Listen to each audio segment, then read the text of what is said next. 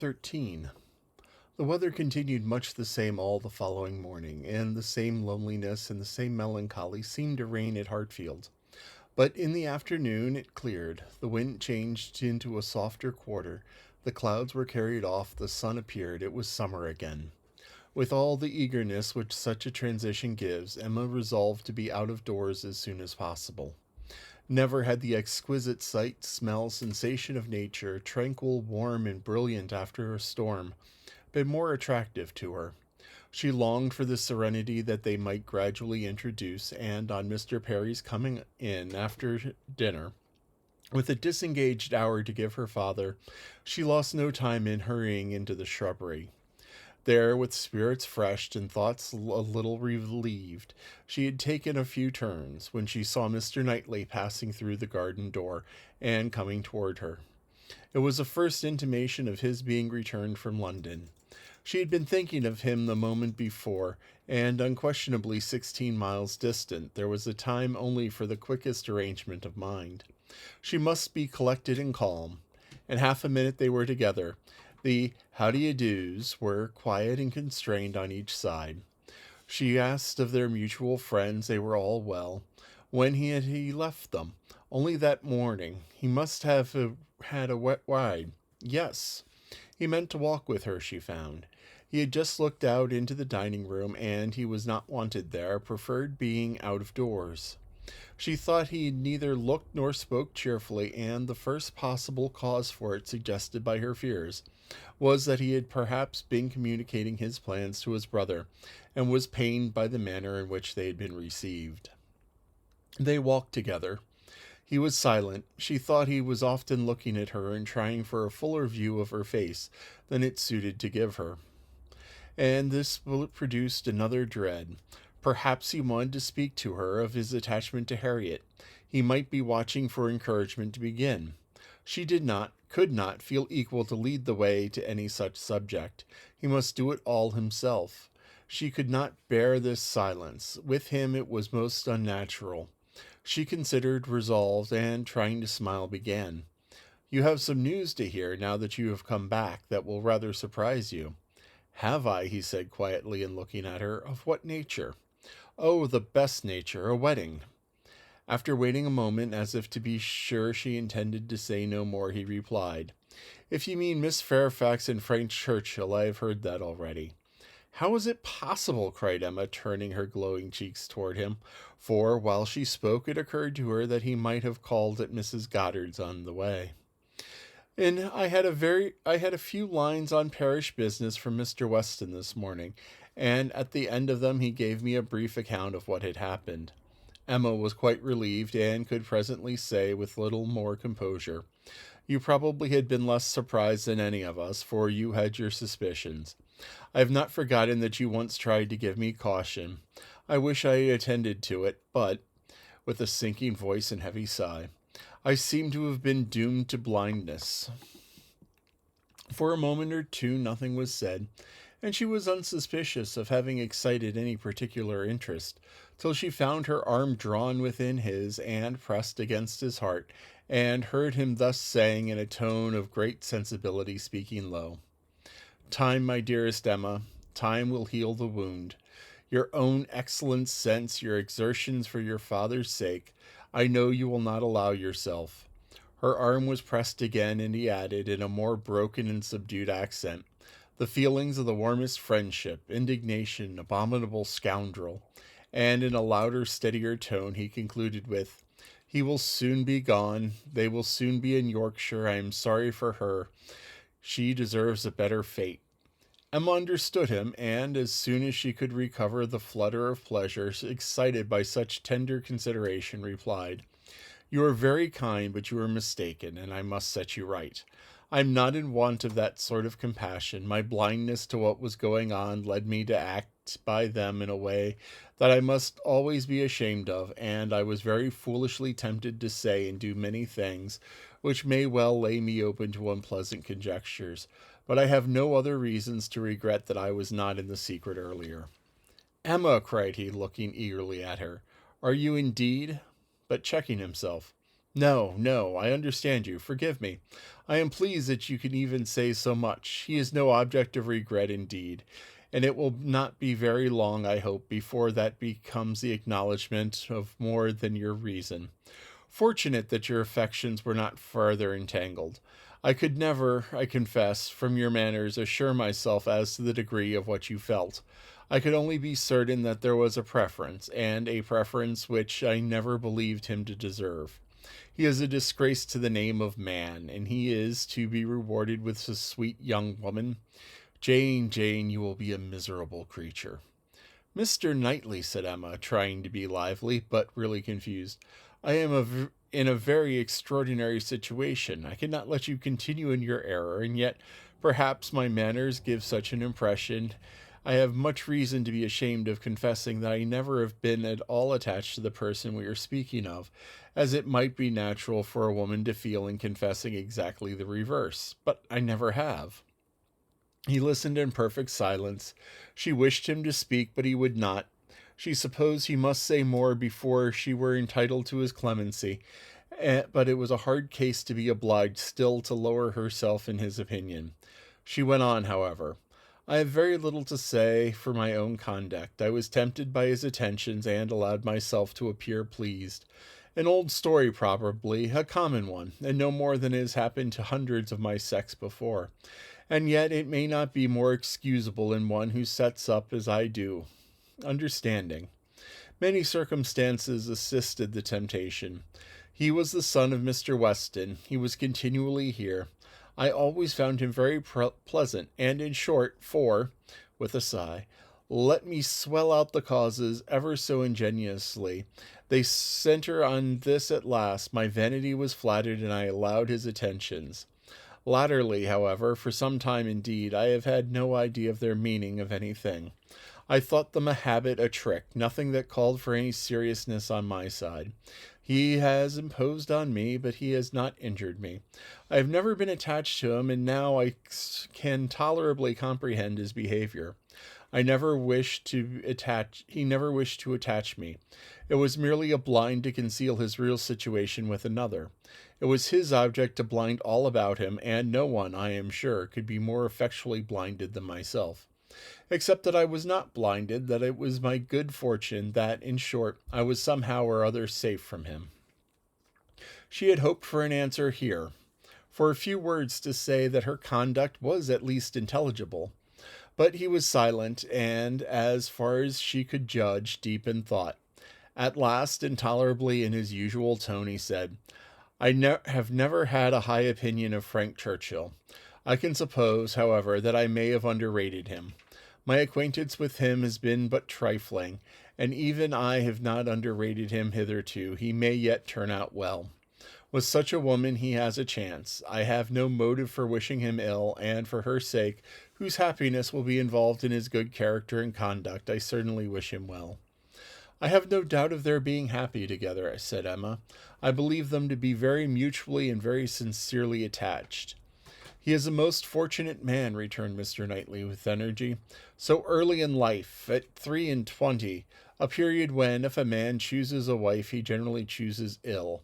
At 23 to have drawn such a prize, what years of felicity that man in all human calculation has before him.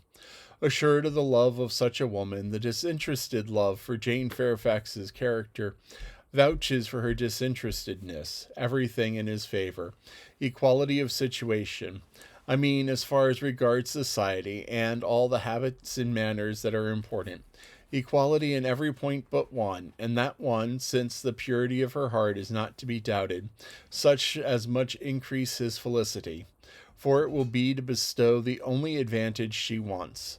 A man would always wish to give a woman a better home than the one he takes her from, and he who can do it, where there is no doubt of her regard, must, I think, be the happiest of mortals. Frank Churchill is indeed the favorite of fortune. Everything turns out for his good. He meets with a young woman at a watering place, gains her affection, cannot even weary her by negligent treatment, and had he and all his family sought round the world for a perfect wife for him, they could not have found her superior. His aunt is in the way, his aunt dies, he has only to speak.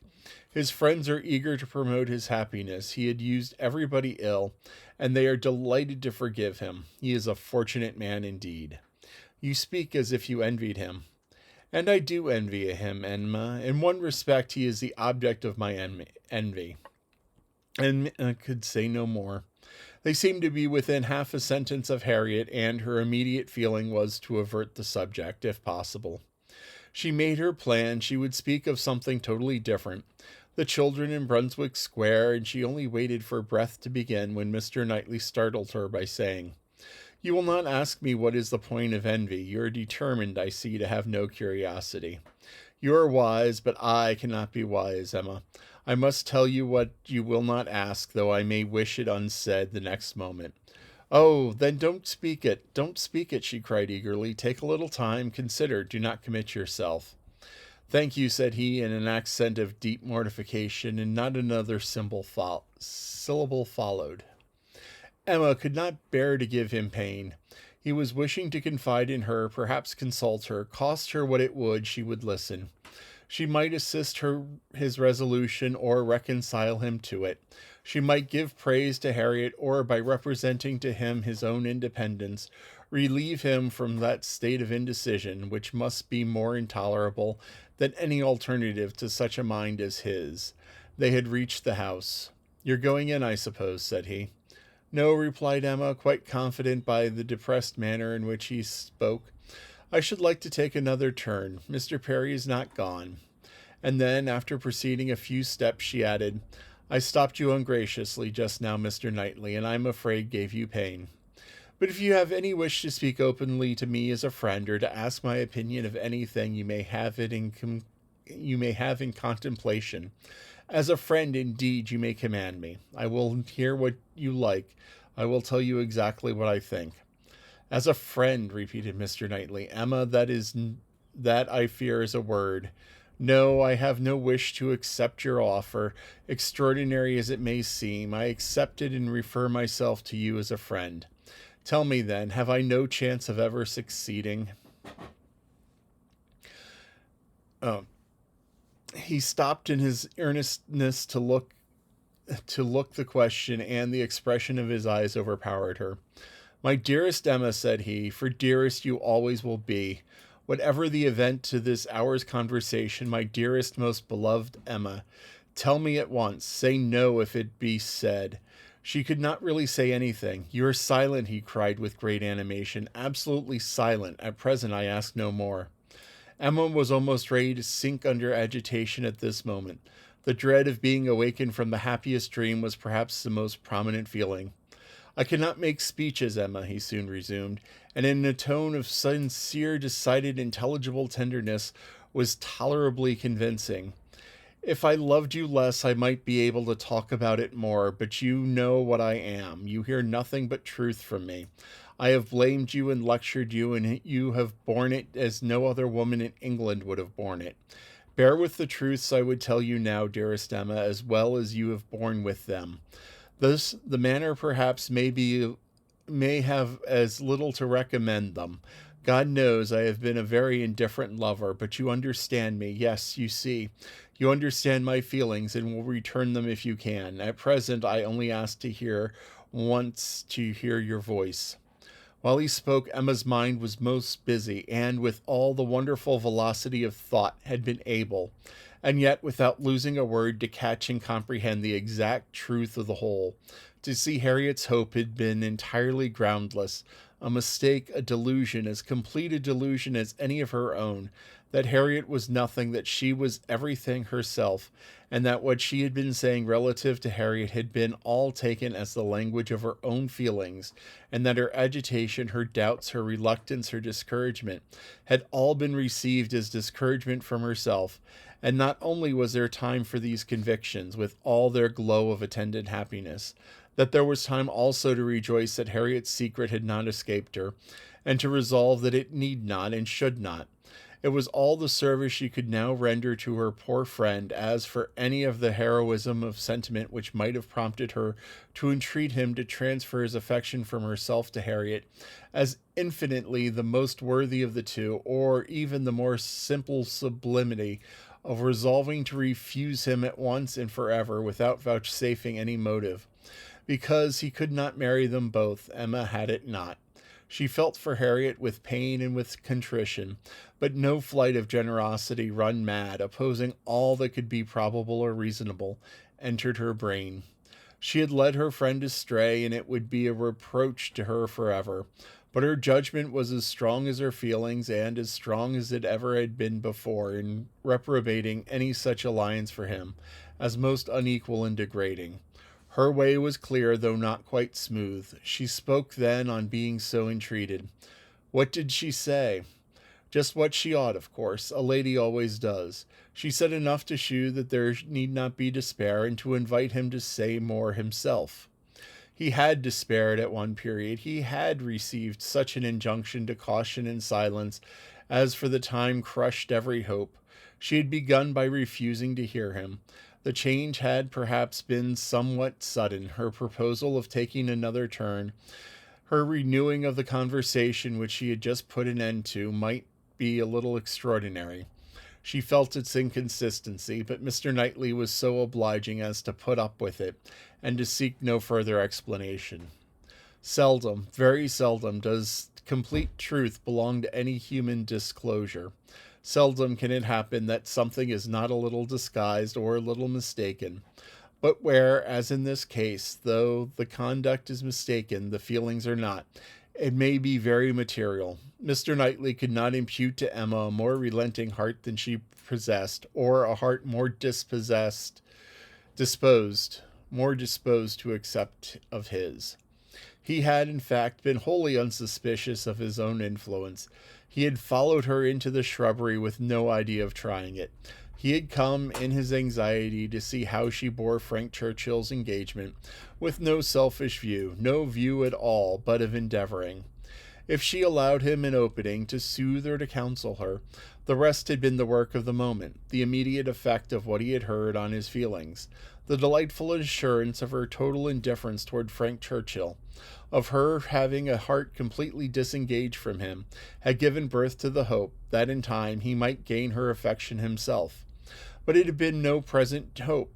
He had only, in the momentary conquest of eagerness over judgment, aspired to be told that she did not forbid his attempt to attach her. The superior hopes which gradually opened were so much the more enchanting. The affection which he had been asking to allowed to create, if he could, was already his. Within half an hour he passed from a thoroughly distressed state of mind to something so like perfect happiness that it could bear no other name. Her change was equal. The 1/2 hour had given to each the same precious certainty of being beloved, and had cleared from each the same degree of ignorance, jealousy, or distrust. On his side there had been a long-standing jealousy, old as the arrival or even the expectation of Frank Churchill. He had been in love with Emma and jealous of Frank Churchill from about the same period, one sentiment having probably enlightened him as to the other. It was his jealousy of Frank Churchill that had taken him from the country. The Box Hill party had decided him on going away. He would save himself from witnessing again such permitted, encouraged attentions. He had gone to learn to be indifferent, but he had gone to the wrong place. There was too much domestic happiness in his brother's house. Women wore too amiable a form in it. Isabella was too much like Emma, differing only in those striking inferiorities, which always brought the other in brilliancy before him. For much to have been done, even had his time been longer. He had stayed on, however, vigorously day after day, till this very morning post had conveyed the history of Jane Fairfax.